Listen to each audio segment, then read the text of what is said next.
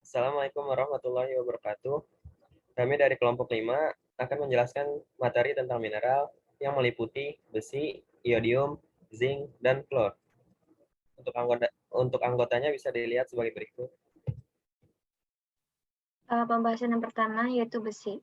Zat besi merupakan mikroelemen esensial bersumber dari salah satu mineral penting yang dibutuhkan tubuh manusia. Zat ini diperlukan dalam hemopoiesis atau pembentukan darah, yaitu sintesis hemoglobin. Hemoglobin adalah suatu oksigen yang mengantarkan eritrosit berfungsi penting bagi tubuh, yaitu mengangkut oksigen dari paru-paru ke seluruh tubuh. Zat besi bergabung dengan oksigen di dalam paru-paru dan melepaskan oksigen dalam darah yang memerlukan. Berapakah jumlah zat besi yang dibutuhkan tubuh? Kebutuhan akan zat besi tergantung pada berbagai faktor termasuk usia, jenis kelamin, dan gaya hidup. Sumber zat besi ada dua tipe utama diet zat besi, yaitu Hem dan non-Hem. Hem besi ditemukan dalam darah dan daging dari produk hewani. Besi non-Hem ditemukan di sumber tanaman seperti daun kari, kacang, bayam, dan kacang-kacangan. Next.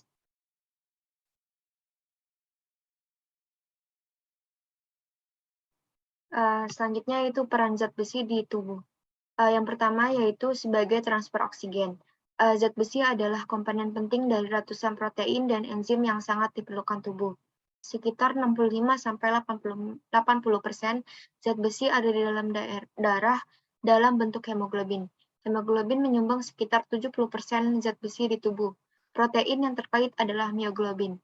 Mioglobin melakukan peran yang sama seperti hemoglobin, namun mioglobin ditemukan di jaringan otot bukan di daerah. Protein pengikat zat besi lainnya termasuk ferritin dan transferin yang berfungsi untuk menyimpan dan mengangkut mineral. Yang kedua, sebagai sumber energi atau detoksifikasi. Jika mengalami kelelahan yang tidak dapat dijelaskan secara pasti, kekurangan zat besi mungkin bisa sebagai penyebabnya. Sitokrom adalah enzim yang mengandung zat besi yang penting untuk metabolisme sel tubuh. Sitokrom bertugas sebagai pembawa elektron. Sitokrom tertentu juga terlibat dalam detoksifikasi obat-obatan dan polutan, serta metabolisme asam lemak dan vitamin A, D, dan K. Next. Selanjutnya di sini ada iodium. Iodium sendiri adalah jenis elemen mineral mikro kedua sesudah besi yang dianggap penting bagi kesehatan manusia. Walaupun sesungguhnya jumlah kebutuhan iodium ini tidak sebanyak zat-zat gizi lainnya.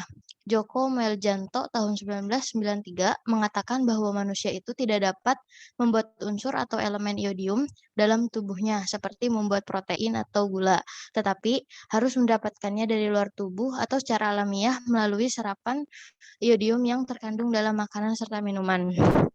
Iodium sendiri adalah unsur kimia pada tabel periodik yang memiliki simbol 1 dan nomor atom 53. Unsur ini yang diperlukan oleh hampir semua makhluk hidup. Iodium juga adalah halogen yang reaktivitasnya paling rendah dan paling bersifat elektropositif. Sebagai catatan, seharusnya astatin ini lebih rendah reaktivitasnya dan lebih elektropositif daripada iodium. Kemudian di samping ini merupakan gambar bentuk kristal molekul iodium. Bisa di next. Selanjutnya ada struktur kimia bahwa iodium ini merupakan padatan kristalin abu tua dengan uap ungu. Titik lelehnya yaitu 114 derajat Celcius dan BPT-nya 184 derajat Celcius. Iodium itu sedikit larut dalam air, tetapi larut dengan sangat leluasa dalam pelarut organik. Oleh karena itu, iodium merupakan padatan bertitik leleh rendah. Kemudian kristalinitas ini dapat memberikan susunan molekul yang teratur. Di bawah ini merupakan gambar struktur kubus molekul iodium dan gambar ikatan kovalen antar atom iodium. Next. Selanjutnya ada efek kelebihan dan kekurangan iodium. Iodium merupakan elemen yang sangat penting untuk pembentukan hormon tiroid. Hormon itu sangat diperlukan untuk pembentukan pertumbuhan normal, perkembangan mental dan fisik, baik pada manusia maupun hewan. Keracunan iodium disebabkan oleh konsumsi iodium dalam jumlah besar setiap hari, sebanyak 400 kali dari dosis harian yang dianjurkan, atau kadang sebagai akibat tinggal di tepi laut. Kelebihan iodium dapat menyebabkan gondok dan kadang hipertiroidisme. Menurut pakar kesehatan, baik kelebihan maupun kekurangan iodium akan menyebabkan masalah kesehatan. Dampak kelebihan dari iodium itu adanya pembesaran gondok, tremor, mudah keringatan, mudah marah, degup, jantung lebih cepat, susah tidur, dan mudah lapar. Selanjutnya, bahan pangan sumber iodium. Iodium ini banyak terdapat pada hasil laut karena hasil laut merupakan sumber utama iodium, seperti ganggang merah, ganggang coklat, ikan-ikan laut. Di samping itu, iodium juga terdapat pada air kelapa, buah pir, dan selada air. Bahan makanan yang menghambat penyerapan iodium yaitu kubis, brokoli, dan kembang kol. Kebutuhan iodium setiap hari di dalam makanan yang dianjurkan saat ini adalah 50 mikrogram untuk bayi, 90 mikrogram untuk anak usia 2-6 tahun, 120 mikrogram untuk anak usia sekolah 7-12 tahun, 150 mikrogram untuk dewasa di atas 12 tahun, dan 200 mikrogram untuk ibu hamil dan menyusui. Selanjutnya itu ada zinc, yaitu merupakan salah satu mineral mikro yang memiliki fungsi dan kegunaan penting bagi tubuh. Zinc dibutuhkan oleh berbagai organ tubuh seperti kulit, mukosa, saluran cerna, dan hampir semua sel membutuhkan mineral ini. Kandungan zinc berfungsi sebagai sistem kekebalan tubuh sehingga mampu menangkal berbagai radikal bebas agar tidak masuk ke tubuh. Hal yang berhubungan pada fungsi utama zinc yaitu adalah antioksidan. Zinc sendiri merupakan salah satu pembentuk material dan struktur sel, serta membantu menstabilkan membran sel dan DNA. Fungsi pembentuk sel ini juga dapat membantu zat besi untuk membentuk hemoglobin. Zinc sendiri tak hanya dapat membantu meningkatkan sistem imun, tetapi juga dapat membantu dalam sistem pencernaan penyerapan zat gizi.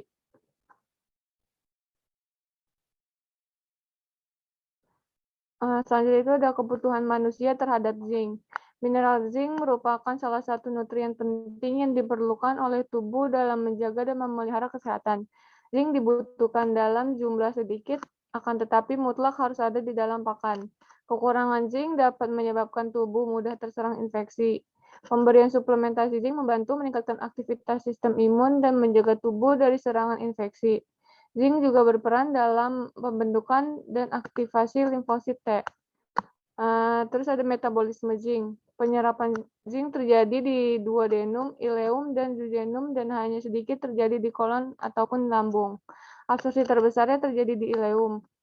Penyerapan zinc sekitar 30-60% dipengaruhi oleh jumlah dan imbangan mineral lain serta susunan ransum dan bentuk kimia dari zinc. Faktor yang berpengaruh dalam membantu penyerapan zinc yaitu ada metionin, histidin, sistein, sitrat, picolinat. Sedangkan yang menghambat itu ada kadmium, kuprum, fosfor, besi, dan oksalat. Selanjutnya itu ada sumber zinc dalam bahan pangan. Ada kerang, daging sapi, daging ayam, ikan laut, keju, beras, kuaci biji labu, bayam, asparagus, kentang, pisang dalam kandungan jumlah zinc yang terdapat pada tabel. Terus ada sifat-sifat dari zinc. Karakteristiknya itu terdiri atas sifat fisik, keberadaan, dan isotop. Sifat kimiawinya terdiri atas reaktivitas dan senyawa seng. Dan peran hayatinya itu berperan bagi manusia, hewan, juga tumbuhan.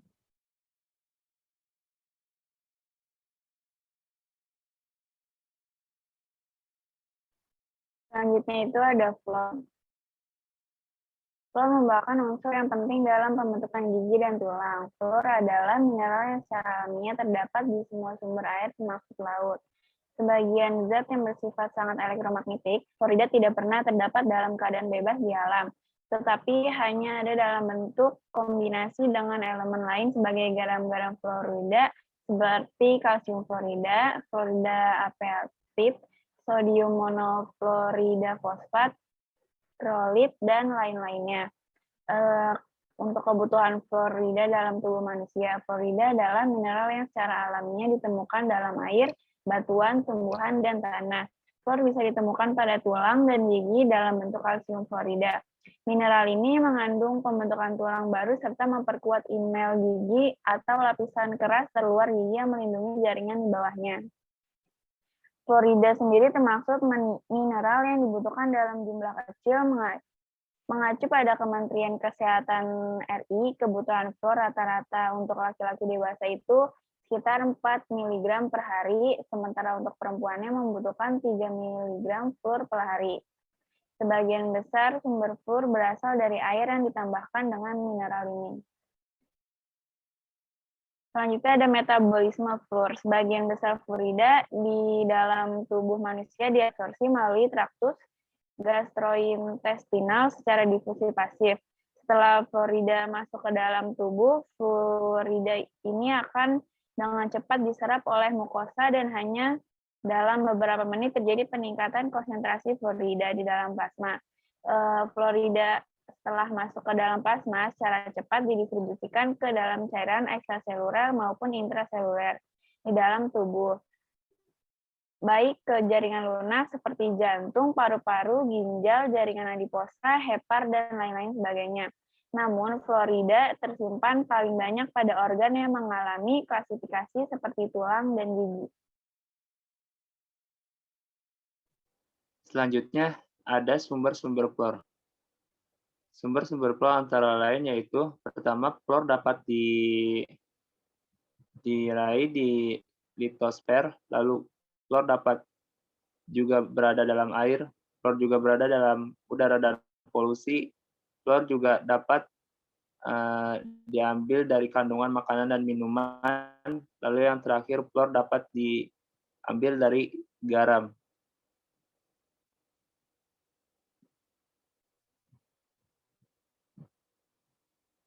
Fluor mempunyai dua sifat, yaitu pertama sifat fisik dan sifat kimia. Sifat fisik fluor yaitu memiliki titik didih sebesar minus 188,14 derajat Celcius, sedangkan titik lelehnya yaitu 219,62 derajat Celcius. Pada suhu ruangan, fluor berwujud gas. Fluorin memiliki warna kuningan. Fluorin memiliki afinitas elektron tertinggi dan nilai elektron negativitas tertinggi di antara semua elemen. Fluorin merupakan salah satu unsur halogen. Halogen dapat bereaksi dengan hidrogen membentuk asam halogenida. Jika bereaksi dengan basa, halogen akan membentuk garam. Sedangkan jika bereaksi dengan logam, halogen akan menghasilkan logam halogenida yang memiliki bilangan oksidasi tinggi.